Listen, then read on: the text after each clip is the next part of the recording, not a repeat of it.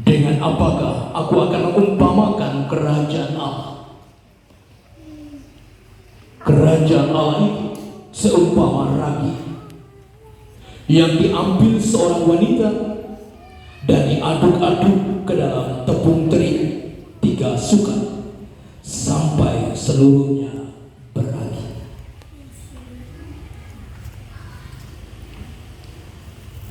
Demikianlah sabda Tuhan. Terpujilah Yesus.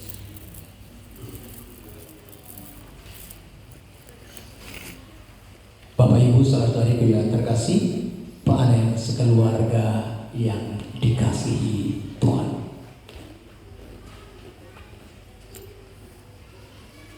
Mengutip apa yang dikatakan Profesor Arif, salah satu anggota Mahkamah Konstitusi, bahwa akhir-akhir ini Indonesia tidak baik-baik saja. Ada persoalan, ada tantangan, ada pergumulan dalam hidup. Agar hidup kita juga menjadi berkat bagi orang lain, membawa rasa aman bagi sesama kita, dan membuat orang mengalami damai dalam hidup ini tanpa melakukan hal-hal yang tidak baik, tidak adil, tidak berkenan pada Allah. Bapak Ibu, saudara-saudariku yang terkasih dalam Kristus Tuhan, Yesus memberikan perumpamaan kerajaan Allah dengan 2 hal yang sudah kita dengar dalam Injil tadi. Kerajaan Allah seumpama biji sesami. Mungkin bagi kita yang belum pernah ke Timur Tengah, mungkin kita melihat sesawi seperti yang ada di sini, sawinya di sini jauh beda.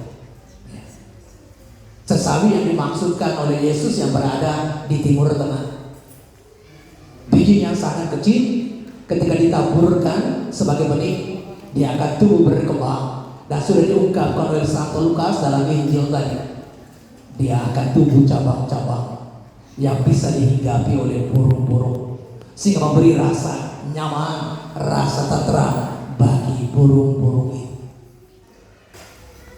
Sehingga kerajaan Allah itu tumbuh berkembang dengan baik. Bahkan tumbuhnya itu tanpa diketahui oleh kita, seorang manusia biasa. Karena itu semua karya Allah, itu semua kasih Allah terhadap kita, warga kerajaan Allah, anak-anaknya sendiri. Sehingga kita sadari sepenuhnya kebaikan Allah yang selalu peduli akan hidup kita, yang selalu memelihara kita dengan penuh kasih sayang, dan memberikan rasa tenteram, aman kepada kita semua tanpa kecuali. Entah itu keluarga Jokowi atau itu keluarga PDIP, seperti partai yang akan yang dianut oleh Pak Anen dan kawan-kawan, atau partai-partai, semua tanpa kecuali dia memberikan rasa nyaman, rasa tenteram, rasa damai bagi semua.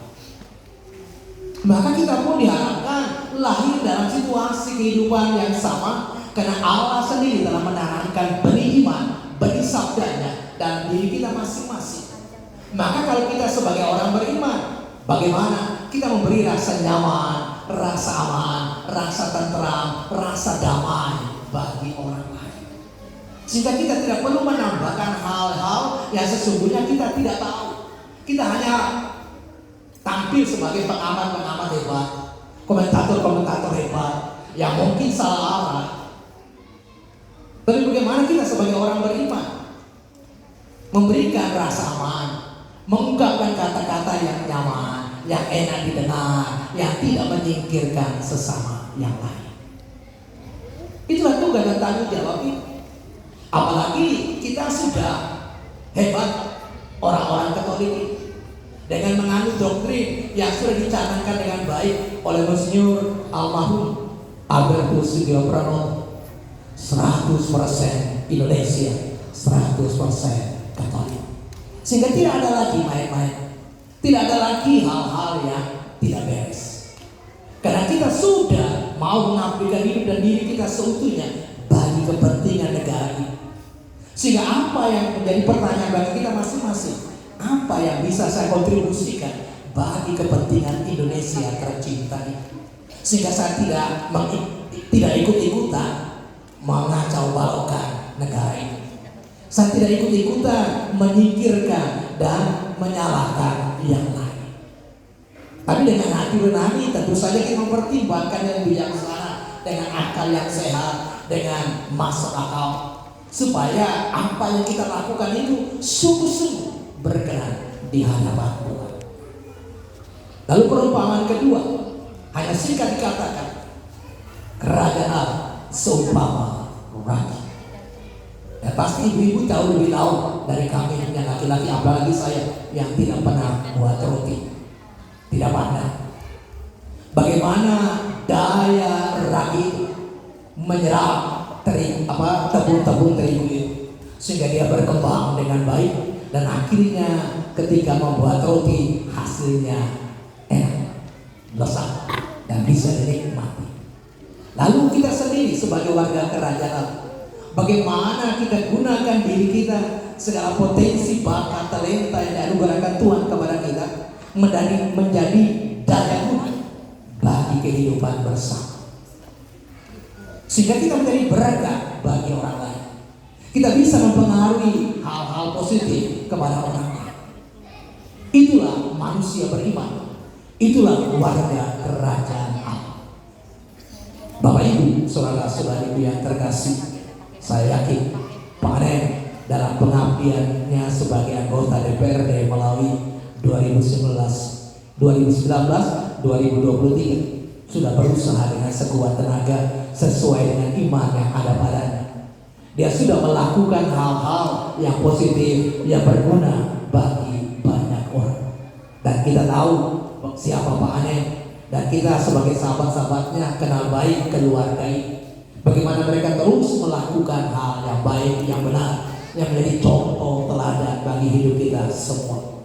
Maka mari kita berdoa bagi Pak Anen agar dia terus menjadi orang yang baik, mewartakan kebenaran, membagi kebahagiaan, kegembiraan bagi orang lain, sehingga ketika dia rencana untuk maju kembali di periode yang akan datang 2024-2029, berkenan di hadapan Tuhan, disambut baik oleh masyarakat yang mencintai dia, yang sungguh-sungguh mengenal dia dengan baik, yang sungguh-sungguh tahu apa yang pernah dilakukannya kepada mereka.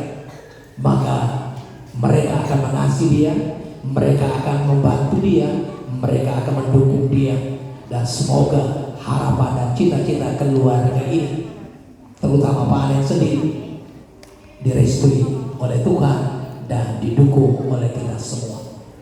Bapak Ibu, saudara-saudariku yang terkasih, dalam bacaan pertama surat Rasul Paulus kepada jemaat di Roma tadi sudah dengan tegas menekankan kalimat yang terakhir menjadi catatan penting bagi permenungan kita di malam syukur bersama keluarga Pak Anen.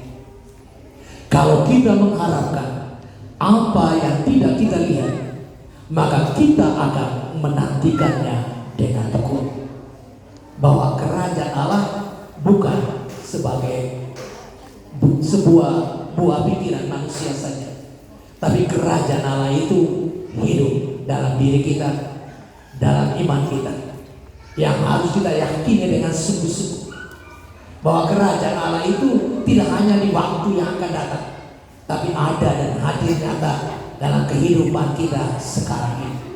Maka kita harus mulai dari sekarang ini, supaya kita kelak bergabung sebagai warga kerajaan Allah. Maka tumbuhlah harapan dalam diri kita masing-masing bahwa Allah itu baik. Allah selalu mencintai dan mengasihi kita. Allah mau agar kita menjadi orang-orang baik, orang-orang benar, menjadi tempat yang aman, nyaman bagi semua orang, terutama orang-orang yang menderita, orang-orang yang sangat memerlukan perhatian dan pertolongan kita, supaya kita sungguh-sungguh memuliakan Tuhan dalam kehidupan kita masing-masing. Pengharapan itu indah dan membuat motivasi baru dalam diri kita untuk terus menata kehidupan kita, memperbaiki kelemahan kekurangan kita, agar kita maju bersama Tuhan dalam kehendak-Nya yang kudus dan mulia.